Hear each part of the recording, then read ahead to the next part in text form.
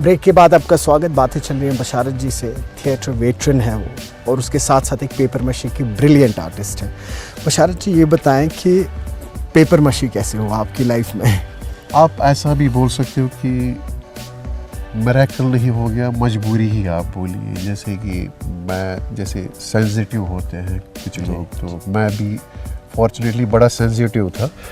जैसे मेरे फादर जो अल्लाह उनको मगफिरत करे, मैं एक्चुअली एक छोटी फैमिली का बंदा, तो अपने पेरेंट्स की हेल्प करने के लिए आई थॉट कि आई शुड टेक समथिंग कि जिससे मेरी पढ़ाई जो है वो इफ़ेक्ट ना हो और मैं अपनी फैमिली को भी थोड़ा सा सपोर्ट कर लूँ। सो आई टुक क्लासेस ऑफ पेपर मैशी। वहीं पे अपने बाप से ही और भी एक बंदा था जिससे मैंने पेपर मैशी सीखी है। तो बेसिक मेरा ये इंस्टिंक्ट था कि मैं अपनी फैमिली को हेल्प करूं। लेकिन हेल्प करते करते इसमें जब मैं आ गया, जैसे कॉलेज लाइफ में आपको पैसे भी चाहिए, जैसे फाइन आर्ट्स में आपको शायद तब ज़्यादा पैसे लगते थे। हाँ। उसकी भरपाई करने के लिए अपना ड्रेसअप, अपना कलर, मटेरियल वो करने के लिए, और साथ में अपनी फैमिली को भी हेल्प करने के लिए, तो विद पैशन मैंने इसको कंटिन्यू किया था। तो आपके वालिद साहब जो थे वो करते थे पेपर मैशी? वो पेपर मैशी करते थे, लेकिन वो बिल्कुल अपने हद में रहे। जो ट्रेडिशनल एक पेपर मैशी हुआ करती थी तो उसी के हद में वो रहे। तो इनिशियली मैं भी वही करता था जो इसका ट्रेडिशनली होता था। जैसे अभी मैं जो पेपर मैशी करता हूँ, that is totally out of traditional designing जो हमारे यहाँ पे होते हैं, या जैसे हम बरसों से एक ही पैटर्न का फ्लावर वास जो भी चीज़ें हैं, इनको थोड़ा सा चेंज करके ताकि इंटरनेशनल टेस्ट जो है उसको टच आप करेंगे। तो मेरा ये शौक है कि ये आर्ट जो है मेरे तक या किसी और के मतलब हद तक ही नहीं रहना चाहिए।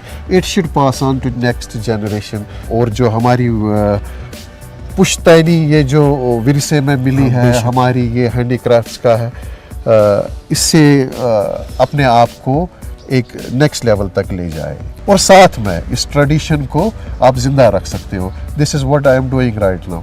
जैसे पेपर मैशी ने बहुत कुछ किया मेरे लिए, और मैं ये चाहता हूँ मैं अब थोड़ा सा इस पेपर मैशी के लिए कुछ करूँ, थोड़ा सा इनोवेटिव, इसको किसी और लेवल पे लेके मैं या मेरे जैसे कोई और भी दोस्त लोग होंगे वो इसके लिए कंट्रीब्यूट कर सकते हैं।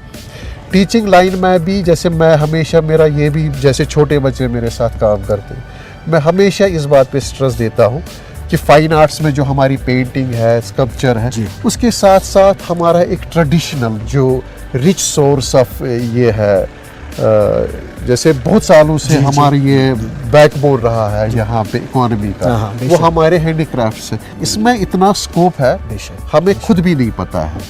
जैसे हम हाथ से चीज़ें करते हैं, जैसे अभी कुछ मुल्कों में क्या होता है कि जैसे हम ट्रेडिशनली कोई चीज़ बनाएंगे 100 रुपीज़ 10 रुपये में व्हाटएवर, लेकिन वो चीज़ें मिलती हैं आपको उसी अमाउंट में, you will get more than 1, you may gate 5 out of 10 rupees, ठीक है।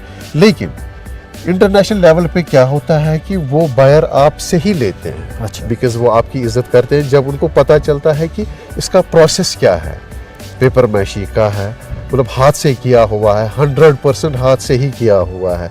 तो मुझे नहीं लगता कि इस चीज़ का कभी ये जो है मार्केट या डिमांड इसकी जो है वो कम हो जाएगी। लेकिन आपको थोड़ा सा you have to be very much innovative.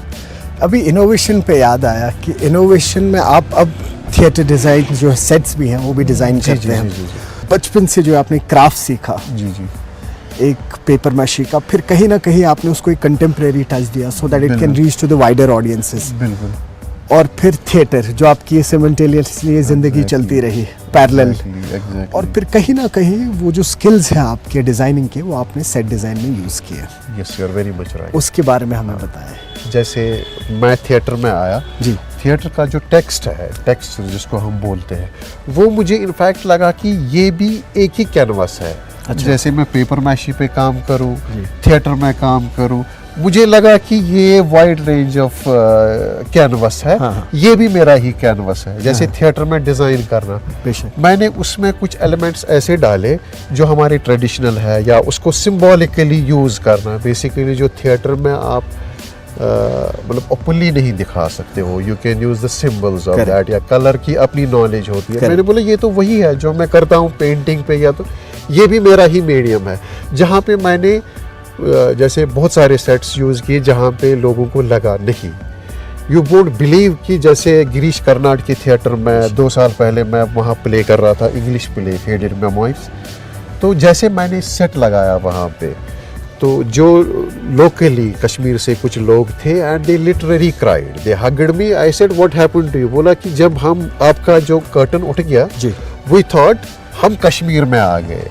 अगर हम थिएटर के हवाले से बात करें तो हिंदुस्तान में जो थिएटर है सदियों पुराना है जी, स्पेशली आप महाराष्ट्र, गुजरात, डाउन साउथ या कश्मीर की बात जी, कर जी, लें, जी, जी। यहाँ का थिएटर जो कॉन्सेप्ट है काफ़ी रिच रहा है पहले से ही। लेकिन अभी जो है थिएटर, जैसे आप देख रहे हैं कि बाहर जो लोग जी। हैं वो थिएटर से they earning their bread and butter. जी जी कश्मीर में वो कल्चर नहीं है कि थिएटर है तो हाँ थिएटर है, इससे बिल्कुल, ब्रेड बटर तो नहीं मिलेगा, नहीं अपना मिलेगा। पैशन फुलफिल होगा। एग्जैक्टली। कैसा है वो सिनारियो आज के दौर में, और आने वाले वक्त में वो कैसा सिनारियो जैसे हम होगा? बोलेंगे कि 90s तक जी बिल्कुल हमारा जो यहाँ लोकली थिएटर था वो बड़ा ग्रोम था। बेशक, यहाँ पे जो हमारे सीनियर्स हैं उन्होंने बड़ा काम किया है बिल्कुल थिएटर के लिए, तो मैं भी बहुत सीखा हूँ उन लोगों से। जी। यंग जनरेशन के लिए तो ये बिल्कुल कोई वो अजूबा टाइप का था, तो उनको मतलब समझ में भी नहीं आता था कि यंग, थिएटर आपकी फंक्शन। बात में यहाँ जी। काट रहा हूँ कि यंग जनरेशन जो है वो एक कन्वेंशनल, जो हम आर्ट की बात करते हैं वो टीवी फिल्में करनी है, जी जी। थिएटर का जो कॉन्सेप्ट है वो क्लियर नहीं है उनके जहन में। उसकी वजह क्या है? बेसिकली जो है ना आजकल की जनरेशन्स है ये ओवरनाइट मिरेकल्स चाहते हैं। जैसे मुझे एक्टिंग का शौक है, शायद उनको ये लगता है कि मुझे एक्टिंग का शौक है, वहाँ पे जाके शायद camera is waiting for me and director is waiting for me, I can do the wonders. वैसा नहीं है। हाँ। जैसे आपने इंडिया में थिएटर की बात बोली, थिएटर बेसिकली जो है ये पहला मीडियम है। जैसे जब से दुनिया बनी है आप देखो इसकी हज़ारों साल की हिस्ट्री है। जैसे ग्रीक में होता था इनिशियली, बेशक, ये ट्रेडिशनल चलता गया। जैसे इंडिया में भी इवन जैसे- कश्मीर में बाण पत्थर था, वही है way मैंने of बोला expression। हमारा रिच सोर्स ऑफ बहुत, ये था, जी। मतलब दैट्स आवर ट्रेडिशनल थिएटर। जी। बाण पत्थर जिसको हम बोलते हैं अभी भी, हाँ, हाँ। जब हम बाहर ले जाते हैं ग्रुप्स को बाण के लिए जी। तो दे आर गेटिंग फैसिनेटेड, जैसे हाँ। बाण पत्थर जो, लेकिन हमने मतलब किसी न किसी लेवल पे इस चीज़ के साथ वो नहीं दिखाया अपना इंटरेस्ट। शायद हम बिल्कुल उस नजरिए से नहीं देखते हैं। जैसे अगर हम बाहर हम मराठा को भी महाराष्ट्र के साइड से प्ले करने गए, वहाँ के लोग जो है ना अभी भी वो अपने कल्चर को या अपने ट्रेडिशनल थिएटर को जिंदा रखे हुए हैं। जैसे आप कल्चर के लिए कुछ करोगे प्रिजर्व करने के लिए, कल्चर भी आपको वापस देता है। अपने लिए क्या बोलूँ मैं कि मुझे तमीज़ आई है ऊपर वाले की मदद से थिएटर में जाके कि ये अपना ट्रेडिशन क्या है, अपना कल्चर क्या है, and traditionally and culturally we are very rich. That's true, that's true. यहाँ पे हम एक छोटा सा ब्रेक लेंगे, गुफ्तगू जारी रहेगी।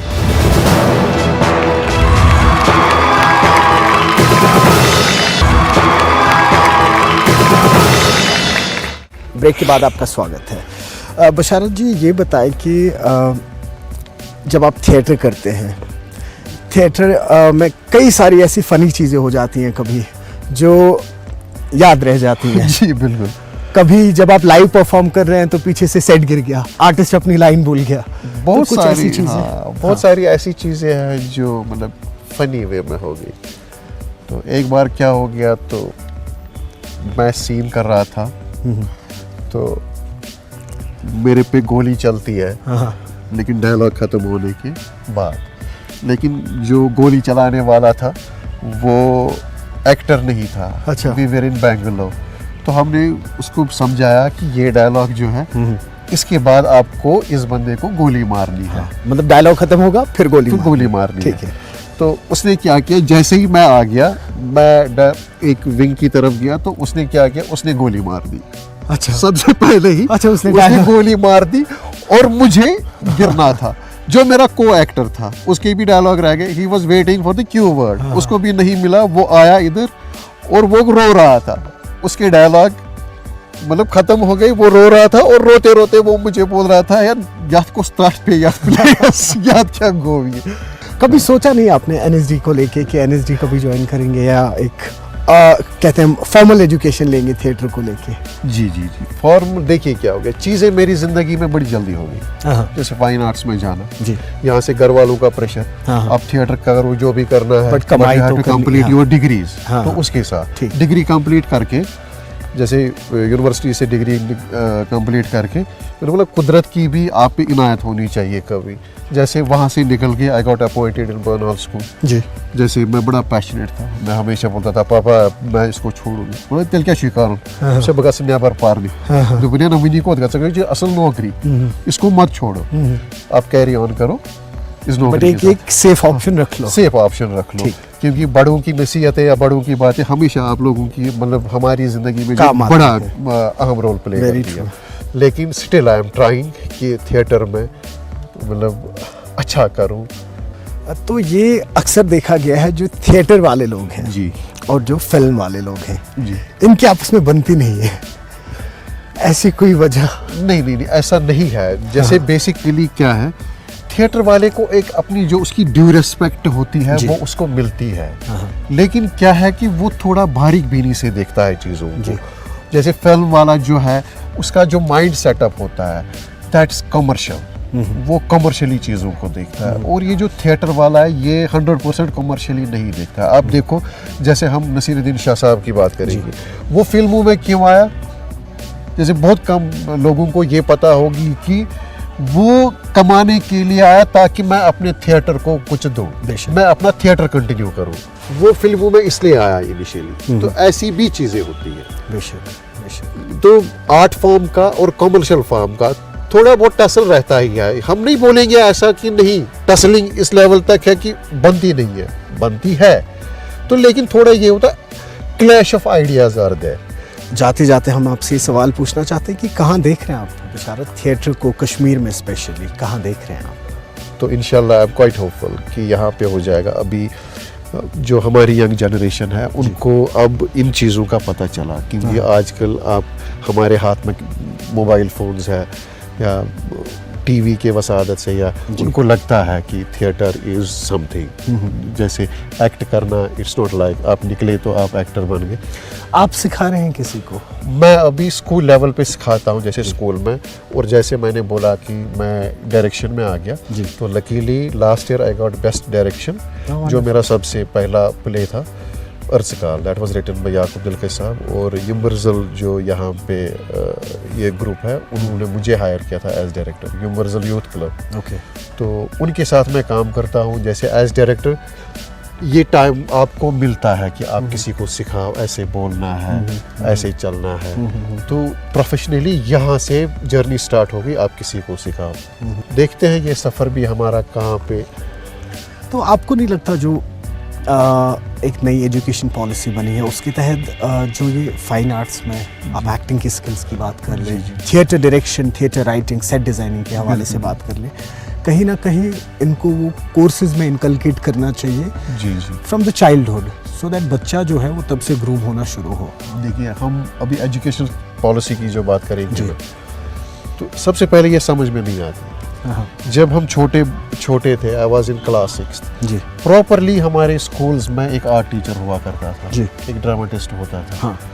तो दुनिया आगे चलती है तो हम शायद पीछे गए, तो गवर्नमेंट ने क्या किया, एकदम से ये चीज़ें अपने सिलेबस से निकाली। मतलब अभी आप देखो जैसे गवर्नमेंट लेवल पे किसी स्कूल में आर्ट टीचर नहीं है, कोई ड्रामेटिस्ट नहीं है, कोई म्यूजिशियन नहीं है, तो हाउ कैन यू इमेजिन कि एक छोटे बच्चे को आप लो लेवल पे सिखाओगे? मतलब कहीं ना कहीं शायद बच्चों को थॉमस एडिसन के बारे में पता होगा, but they don't know who Stanislavski is, who Chekhov was, और हु शेक्सपियर वाज। एग्जैक्टली। जो अभी गांव में है, दूर दराज गांव में है, उनका आर्ट, उनका स्किल बहुत बेहतरीन आर्ट, बहुत बेहतरीन है। जैसे मैंने बहुत बार वर्कशॉप्स भी किया है, मतलब यू वोंट बिलीव कि कैसे फाइन आर्ट्स मैंने देखी लो लेवल पे, छोटे छोटे सरकारी स्कूल में पढ़ते हुए, लेकिन उनको कौन लाएगा सामने? आप तो उसको वहीं पे किल करते हो ना। एजुकेशन पॉलिसी उस हद तक अच्छी नहीं है जब तक कि आप ऐसी चीज़ें नहीं लाओगे। आप बच्चे को वही बुक दोगे, आप इतना पैसा खर्च कर रहे हो एजुकेशन पॉलिसी पे, फ्री एजुकेशन है, ये चीज़ें लाने से जो हमारा ये जो विजन है ये बच्चे का मतलब दब जाता है। एक टिपिकल सा बच्चा जो मैंने आज से 30 साल पहले 10th का बच्चा देखा है, शायद आज भी वही एक छोटा बच्चा जो है उसकी पर्सनैलिटी भी वैसे ही दब जाएगी। बशारत, आखिरी में बस एक चाहेंगे कि न्यूज़ 18 के देखने वालों को एक मैसेज दे दें आप, जो यही बच्चे हैं कहीं ना कहीं जो थिएटर की तरफ आना चाहते हैं, नहीं आ पा रहे हैं बहुत सारी परेशानियों की वजह से। आपका मैसेज क्या रहेगा उन व्यूअर्स के लिए? जी, तो मुझे लगता है काउंसलिंग की बात आ गई यहाँ पे, तो आई ऑलवेज थिंक कि बच्चों को काउंसलिंग की ज़रूरत नहीं है। काउंसलिंग की ज़रूरत है तो पेरेंट्स को, क्योंकि अपने बच्चों को मतलब मेडिकल, नॉन मेडिकल या और भी कुछ स्ट्रीम्स है वहाँ तक ही महदूद मत रखिए। अपने बच्चे को किल मत कीजिए, उसका शौक देख के उस बच्चे को ग्रूम करिए। Thank you so much, it was wonderful talking to you. Thank you so much sir. तो बातों का सिलसिला तो चलता रहेगा, इतना बड़ा और वसी फील्ड है थिएटर का, तो ये तो कभी ख़त्म ही नहीं हो सकता। फाइन आर्ट्स का भी मतलब ये एक ही फॉर्म। आपने वक्त दिया उसके लिए बहुत शुक्रिया। आपका भी बहुत बहुत शुक्रिया। थिएटर में फले फूले और जो आने वाली जनरेशन्स है उनमें प्लीज़ ये शौक जो है ये बढ़ाएं और इनको जिंदा रखें। शुक्रिया शुक्रिया।